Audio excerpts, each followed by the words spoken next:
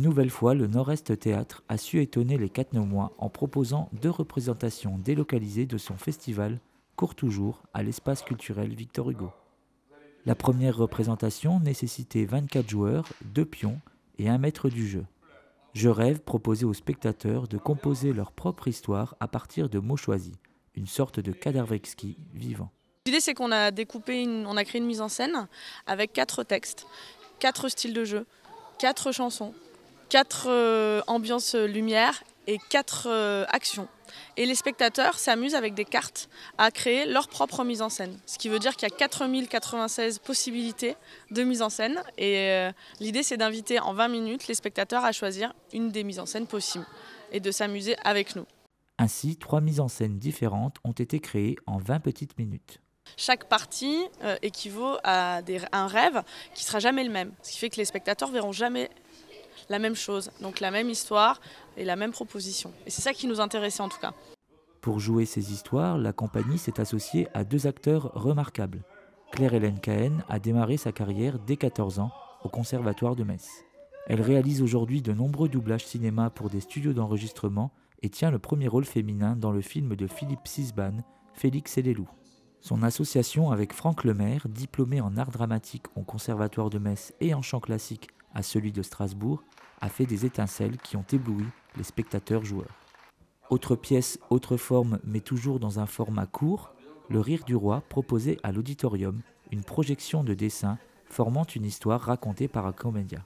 C'est un roi qui aime rire dans son château, seulement il a un rire tellement puissant qu'il décapite à chaque fois qu'il tue les fous.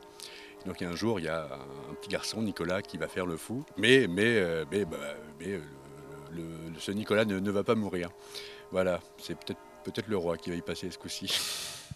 Créé par Gaël Flao et Achille Grimaud, Le Rire du Roi utilise parfaitement la recette du théâtre vivant, fait pour bousculer le spectateur, qu'il soit aguerri ou novice.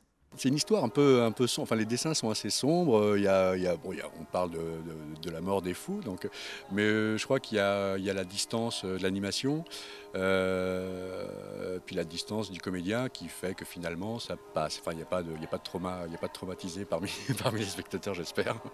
Le festival de la représentation brève du Nord-Est Théâtre proposait 24 autres spectacles à Thionville, à Metz et à Mandronne. La 3e année de partenariat avec l'association Arcade permet ainsi à Cattenom de jouer définitivement dans la cour des grands.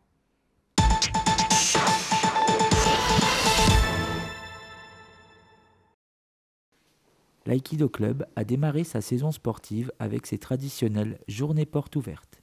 2 dates qui permettent aux pratiquants et aux non-pratiquants de découvrir la pratique mais aussi les infrastructures.